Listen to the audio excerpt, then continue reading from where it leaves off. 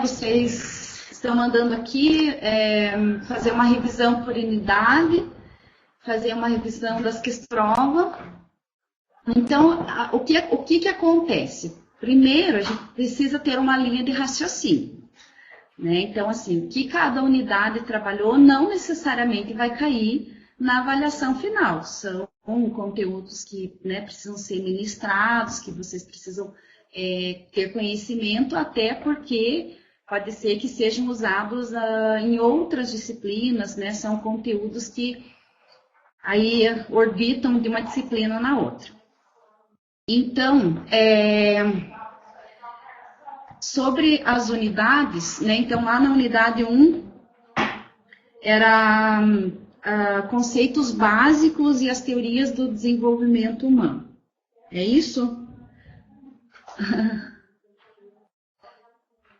Então, assim, lá nos conceitos básicos, né, foi pedido, assim, os conceitos que envolvem, né, o crescimento e o desenvolvimento humano.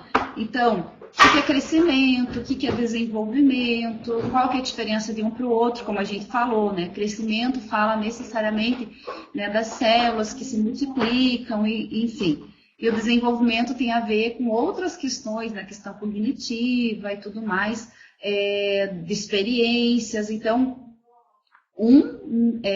anda junto com o outro, né? Então, porque muitas vezes há uma confusão em relação a esses conceitos. Aí, conceitos como, por exemplo, o processo céfalo-caudal, que é o crescimento, né, a partir, e o desenvolvimento a partir, né, do cérebro, né, da parte do crânio ali, o tronco neural, e vai, né, descendo por todo o corpo, até chegar, né, no fim da coluna e todas as ramificações neurais que vão levar a esse desenvolvimento. Outro processo também proximal distal. Então, como a gente estudou, né, lá nas unidades, por exemplo, na fase dos movimentos reflexivos. Então, a criança primeiro vai desenvolver movimentos reflexos de sobrevivência e tudo mais, e depois, com o tempo, esses reflexos vão sendo inibidos e se transformam em movimentos, né, voluntários. Então, o que é movimento, que é uma ação voluntária, né, assim, para atingir uma meta, o que é movimento involuntário, né, a reação a um estímulo. Então, basicamente, esses conceitos que são, né, maturação. O que é maturação? É ter essa compreensão. E isso é de cada um buscar conhecer, né, esses conceitos e buscar ter esse entendimento do que é cada um deles. Em relação à unidade 2, né, nós falamos, vocês vão me ajudando aí, gente, vamos interagindo aqui comigo as questões de logística, o que vai cortando, o áudio que vai caindo. Fica tranquilo, vamos nos ater aqui, né, nossos conteúdos, tá certo? Então, sobre as teorias do desenvolvimento humano, né, então, pensar cada uma delas, né, como cada uma delas contribuiu, né, quando Piaget falou sobre desenvolvimento cognitivo, né, e especificou essas tão importantes, né, questões que abarcaram aí toda a parte do desenvolvimento, não só psicológico, né, mas também o desenvolvimento motor, juntamente com isso. E as demais teorias também em relação à parte social do indivíduo, como que ela acrescenta, né? Então, acabam só um pouquinho, gente. Só um minuto, pessoal. Isso.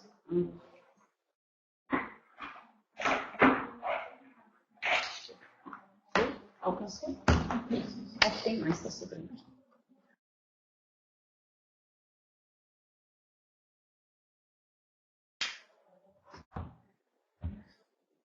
Então, e é interessante a gente pensar em relação às teorias que contemplam a parte, né, social no desenvolvimento do indivíduo, porque isso é uma realidade. né, quando a gente estudou lá que o desenvolvimento motor, né, ele se dá com base em 3 características, que é a do ambiente, do indivíduo e da tarefa, nós não podemos, então, esquecer que nesse ambiente tem a questão social mesmo, né? Se esse indivíduo está tendo oportunidades, né? Como ele está sendo estimulado, não só na parte motora e cognitiva, mas também, né, no que diz respeito assim, à parte psicológica, em termos de motivação, experiências novas, né, que remetam a uma superação, enfim, tudo isso vai fazendo com que, né, o aluno, no nosso caso, o nosso aluno vá se desenvolver e vá avançar para um nível de padrão motor melhorado. Talento, né? Então, lá na unidade 3, a gente falou sobre os fatores que interferem no desenvolvimento motor. Então, esses fatores, novamente, né, dito mais uma vez, são aquelas 3 características que eu bati bastante na aula presencial, né? Então, características do indivíduo, características do ambiente, as características da própria tarefa, né? Então, até nós comentamos algumas situações onde a gente vai trabalhar com o aluno e algo novo, que para nós é novo, e o aluno já consegue fazer, né? Até acho que eu citei um exemplo em algum dos polos, né, do aluninho que a gente está lá trabalhando salto em altura, com todo o passo a passo, e de repente ele chega e dá um mortalzinho lá e sai feliz, né? Então, são características dele mesmo, né? Ele tem afinidade com esse tipo de movimento, porque como a gente também estudou, né, nós não vamos chegar a uma especialização em todos os movimentos que somos capazes de fazer. Então, a ideia é entender, né, como esses fatores interferem, né? Se eu desmerecer as questões do ambiente, será que esse indivíduo vai ter um bom desenvolvimento motor? Eu não posso deixar desmerecer, né, cada um dessas características.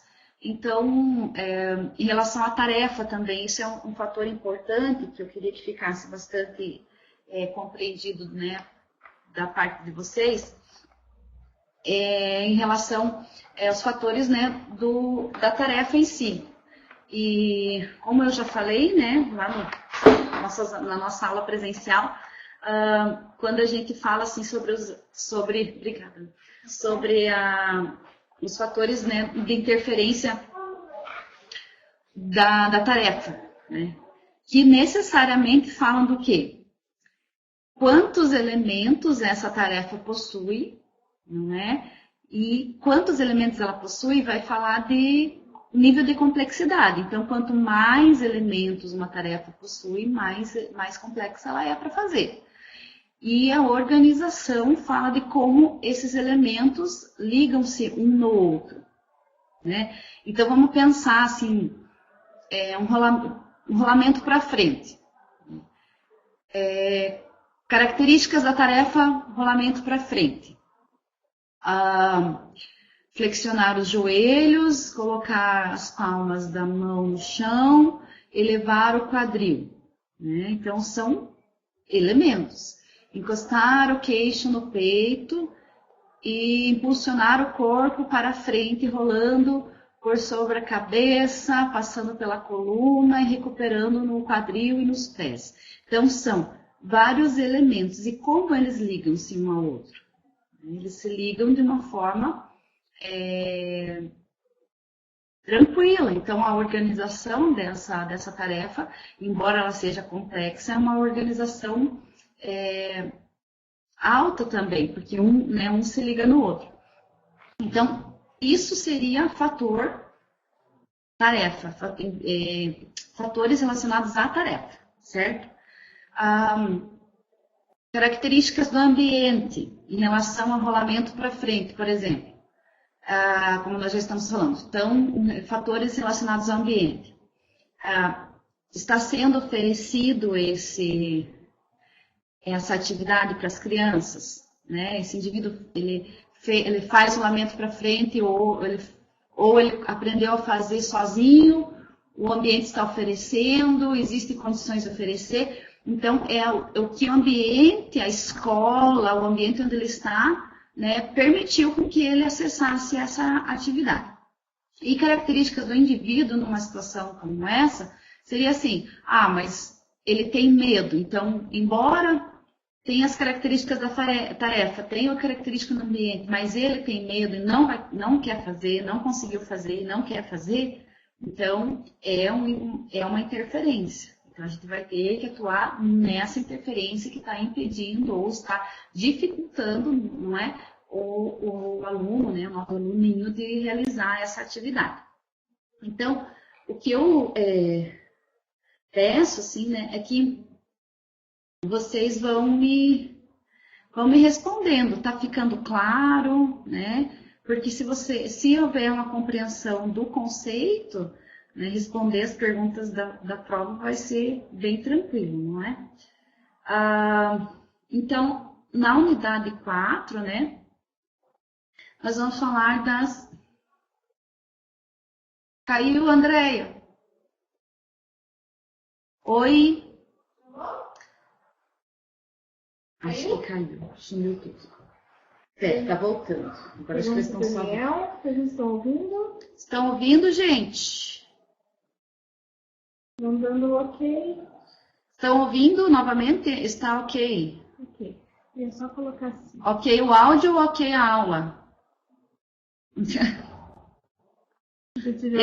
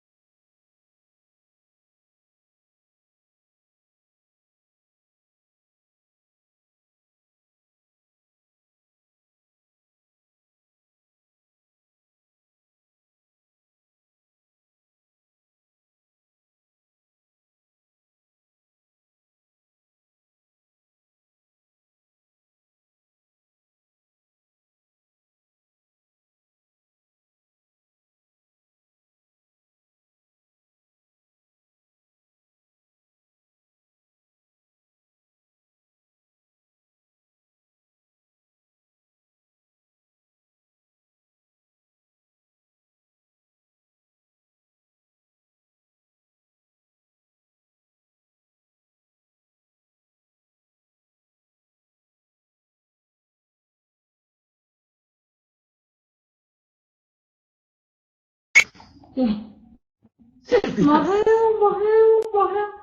E aí. Pessoal, voltou? Agora sim. Ei, comerciais. Voltamos comerciais. Que coisa boa, né? Então, para quem assistiu Chaves, né? Dizia eu que a aritmética. Então, gente, onde é que eu parei mesmo? Puxa vida. Ah, sim.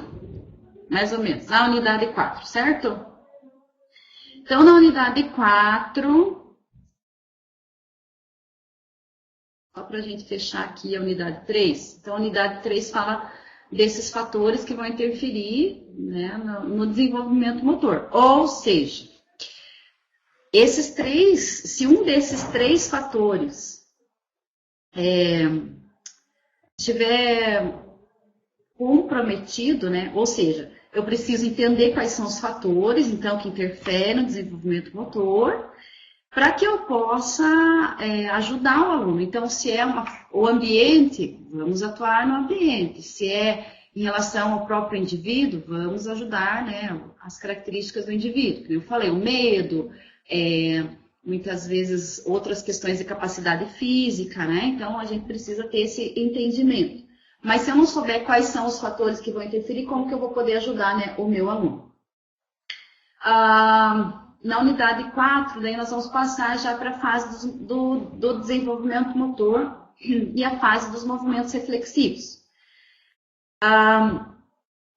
Então, as fases do desenvolvimento motor, falar necessariamente da ampulheta, né, do professor Galahu e do Osmo, que montaram, né, a ampulheta para a gente, e acho que ficou bem claro lá na presencial, né?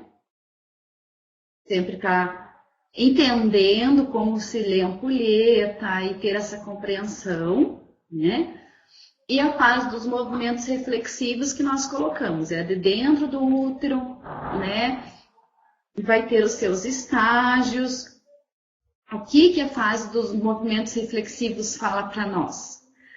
O que ela traz para nós? Ela traz um diagnóstico de que esse bebê está se desenvolvendo corretamente, né? Ele está passando por todas todo o processo que nós falamos que é um processo previsível, né? Que se espera que a criança ela tenha algumas atividades, né?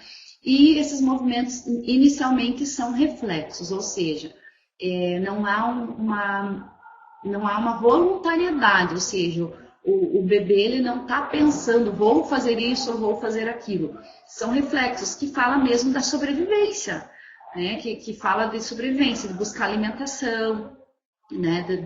de proteção. Então, tudo isso é a fase dos movimentos reflexivos.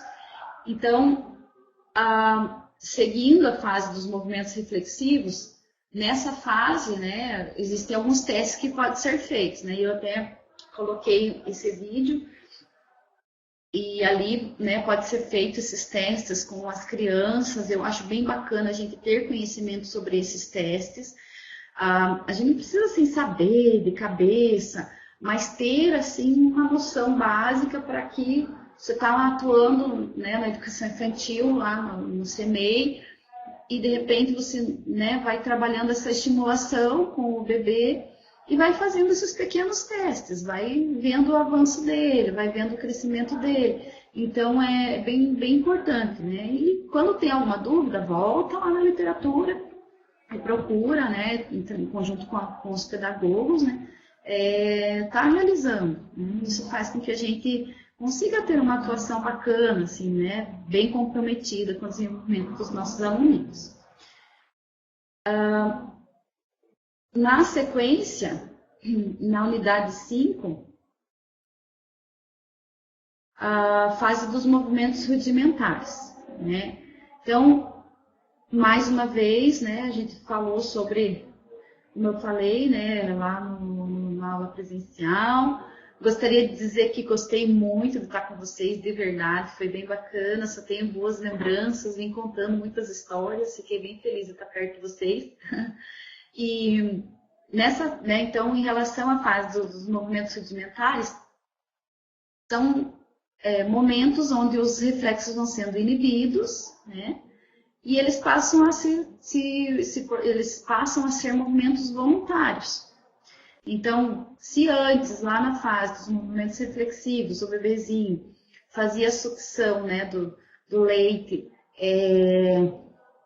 só como medida de sobrevivência, né, vamos dizer assim, depois, claro, ele vai já decodificando essa informação, ele vai construindo, né, a sua questão alimentar.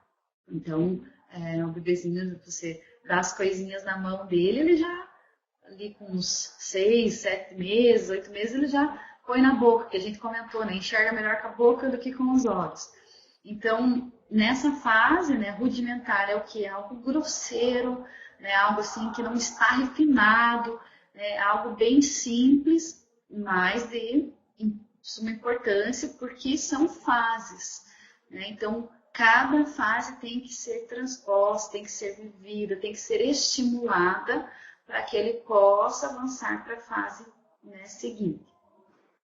Então, nessa unidade, a gente vai falar necessariamente disso. E depois, gente, na unidade 6, vou abrir aqui para eu não me perder muito, é a fase das habilidades motoras fundamentais, né, que nós comentamos também, que são os movimentos fundamentais mesmo. Correr, saltar, né, lembrando, né, das categorias de movimento, né, pensar sempre, né, nas categorias de movimento, né, dessa fase é bem importante para que a gente possa fragmentar,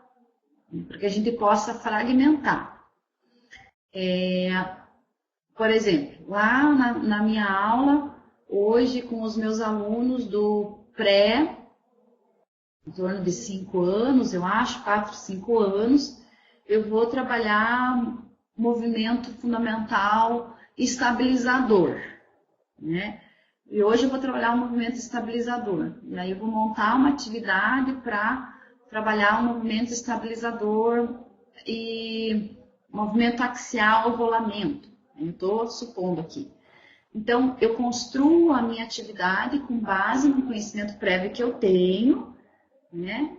Que nessa fase existem os movimentos fundamentais que precisam ser trabalhados. Como que eu vou trabalhar esse rolamento? Né? Pode ser rolamento lateral, né? Deitadinho no chão, vai rolando. Se vai ser através de uma brincadeira, se vai ser através de um jogo, através de um circuito, aí a metodologia é cada professor que elege. Mas ter essa compreensão quais são os movimentos a ser estimulados, ter uma ordem, né? Não sair trabalhando assim toda a atividade sem saber por quê, que é o grande desafio. Então, por isso que a gente precisa ter essa compreensão. E eu acho bem bacana, assim, fragmentar, né? Assim, quais movimentos eu vou trabalhar, se eu vou trabalhar um estabilizador, se eu vou trabalhar um manipulativo, se eu vou trabalhar, né, um locomotor, qual locomotor eu vou trabalhar. Então, isso é importante, né? E aí, na sequência, a fase dos movimentos especializados, que a gente sempre procura agrupar, então, os movimentos fundamentais. Então, a especializada, a gente sabe, né, nem todos vão chegar a ser especialistas em todos os movimentos que somos capazes de realizar, por conta, né, da atuação ou a falta de atuação dos 3 fatores. Porque assim, gente, eu procurei nos 3 polos ser bem fielzinha a cada aula, assim, eu procurei dar a mesma aula, procurei usar os mesmos elementos de explicação, as mesmas figuras de linguagem, no sentido de trazer significado. Então, eu acho que nos 3 polos eu falei da patinação no gelo, né? Então, a patinação no gelo, nós chegamos à conclusão, né, que muitos de nós, se não todos, estaríamos no estágio talvez rudimentar, né? Na fase rudimentar de relação à patinação, não é? Então, esse foi o exemplo que eu procurei usar nos 3 polos para que ficasse algo bem parecido. Então, eu acho que isso traz algum significado para que haja compreensão desse conceito. E na unidade 7, entra a questão da adolescência. Na questão da adolescência, é bastante importante assim, pensar as mudanças que ocorrem nessa fase. Por conta, né, da menarca, né, que é a primeira menstruação da menina, outras questões também dos meninos, né, e todo quando entra na puberdade, questão hormonal, interfere no psicológico do aluno, e esses alunos, né, com todos esses indivíduos, com toda essa mudança, eles estão lá na sala de aula, né, e nós precisamos ajudá-los, precisamos promover atividades, né, nessa idade da adolescência, em torno de 14 anos, é uma fase que eles já estão no primeiro ano do ensino médio. Então, é importante assim, ter essa compreensão, né? Que o adolescente, não via de regra, porque algumas coisas que a gente lê, né, assim, vê na literatura, eu não lembro assim, de eu ter vivido, mas isso vai muito da criação, né? Olha o ambiente, olha um fator interferindo no desenvolvimento motor. Então, ter esse entendimento das dificuldades que eles enfrentam, né, questões hormonais que interferem no humor, que interferem no interesse pelas atividades, a gente precisa levar em consideração para que a gente possa também se rever como profissional e poder trazer algo realmente assim com significado, algo que interfira de fato, né, nesse desenvolvimento deles e que seja prazeroso, né, que seja uma aula gostosa, onde haja um aprendizado, uma aula onde a gente consiga trabalhar a consciência corporal, né, dos nossos queridinhos do nosso coração, que são os nossos alunos, porque é para eles que a gente, né, trabalha, é por eles que a gente, né, se empenha em fazer aulas, né, cada vez melhores. Eles são, né, o nosso trabalho é para eles, né, não é necessário, não é nem para a gente, né, a gente trabalha para eles. Então, entender essas questões da adolescência, nós não podemos desmerecer mesmo. Precisa estar sempre lendo, né, envolvido com as pesquisas que têm sido feitas, porque às vezes a gente vê assim, alguns professores, né, alguns profissionais muitas vezes só reclamando do alunado, reclamando dos alunos, mas a gente precisa também se rever como profissional, né? E a gente sabe, uma turma não é igual a outra, né, as turmas são todas heterogêneas, né, não tem uma turma, às vezes você tem lá 4 primeiros anos de ensino médio na mesma escola e precisa reorganizar a aula de forma diferente, né? Então, é importante ter acesso e leitura e estudos sobre essa fase, tá certo? Bom, alguém quer perguntar alguma coisa? Não, assim, em relação a isso que a gente está falando, em relação às unidades, eu acredito que a gente conseguiu passar por todas elas, porque daí a gente já vai para... Já vamos falando da nossa avaliação, então, né? Tão esperada questões da avaliação. Alguém fala comigo, por favor?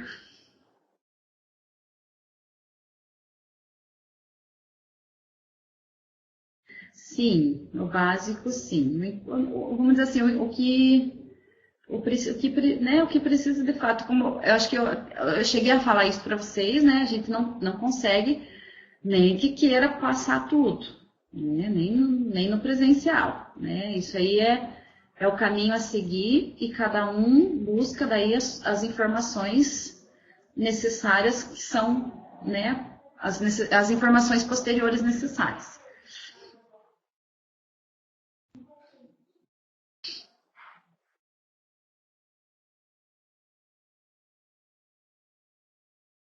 Andréia? Não, só vem aqui ver. Tá voltando, gente? Voltou? Tá verdinho atrás, mas aqui tá alto, né? Vou colocar aqui, ó, não.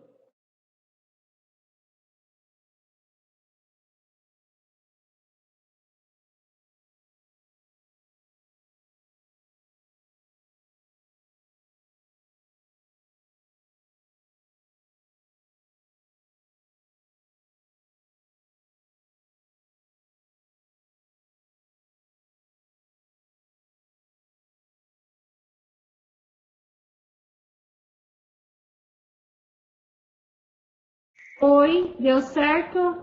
Voltou? Então, vamos para avaliação, professora. Conta o que vai cair na avaliação. Quer saber Vai cair o sobre gabarito? crescimento e desenvolvimento, acredite. Quer o gabarito? Vai cair sobre crescimento e desenvolvimento, isso é um fato.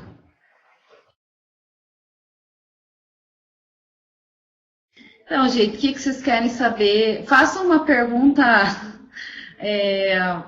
pertinente. Primeiro eu vou fazer uma pergunta para vocês. Em relação às explicações, né, a aula presencial, né, a aula presencial que eu fui lá com vocês, eu acredito que os pontos ficaram bem esclarecidos. E aí toda a avaliação, toda ela, eu construí com base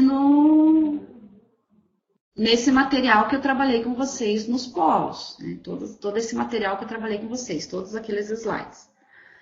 Então, não tem como fugir, não ia fugir, né, disso, porque é como eu falei, a avaliação, eu quis necessariamente colocar algo que contemplasse o conteúdo que eu julgo que seja importante, que seja necessário, que seja fundamental, que vocês compreendam e que, né, de fato, até dominem. É isso que eu gostaria, assim, de verdade, sabe, gente? Eu gostaria, assim, que vocês tivessem essa compreensão. Agora, é claro, as leituras precisam ser realizadas, você precisa pegar o material e compreender e fazer alguns esquemas de estudo, analisar, recortar o conceito, né, saber recortar aquela informação que está sendo repassada. Eu acho que o importante mesmo, né, galera, é até assim, desenvolver esses hábitos e métodos de estudo. Né? Então, eu acho que isso que é o bacana, assim. Então, sobre a avaliação, eu coloquei, como eu falei, né, tudo que eu trabalhei no presencial. Eu não fugi daquilo mesmo, de verdade, não fugi de jeito nenhum, eu coloquei exatamente o que está lá. Então, assim, a avaliação vai ser de múltipla escolha, né, então não tem erro. O que você vai olhar lá? Você vai observar, por exemplo, quais os fatores que interferem no desenvolvimento motor do indivíduo.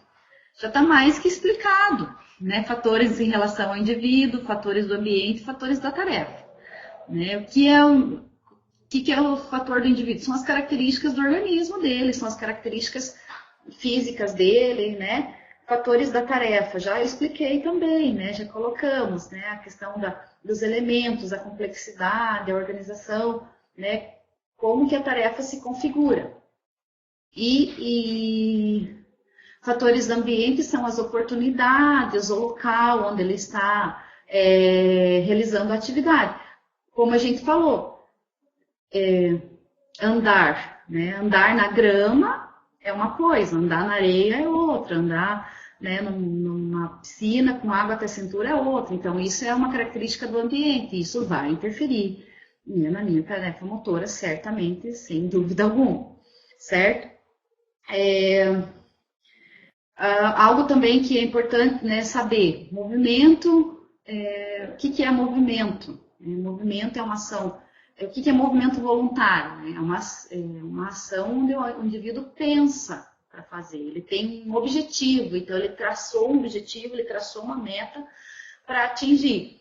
Né? Então, isso que é importante ter essa compreensão, movimento voluntário.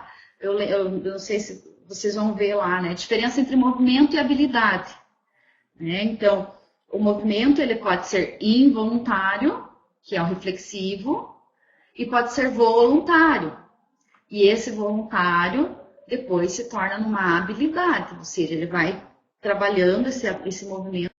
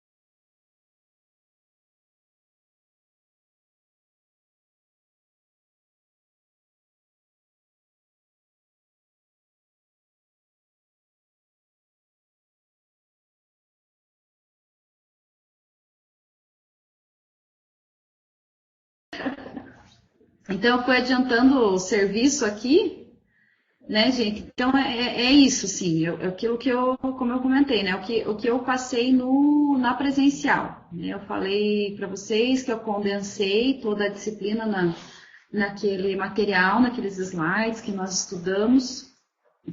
Não vai dar, André. Oi.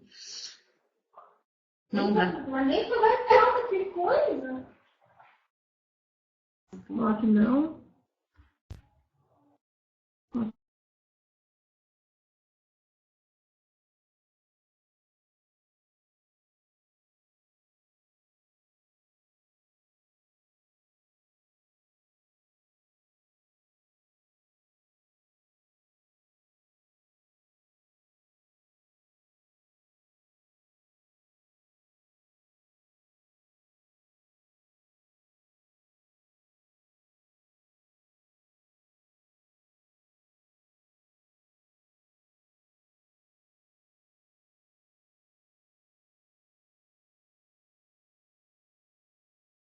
Vamos ver se vai dar certo. Foi. Oi, de novo. Ficou muita comercial. Muita propaganda. Que pena que a gente não pode ver vocês. Era legal se a gente conseguisse ver vocês. Já tô com saudade de vocês. Então, assim, como eu falei, né? Vou falar rapidinho antes que caia de novo.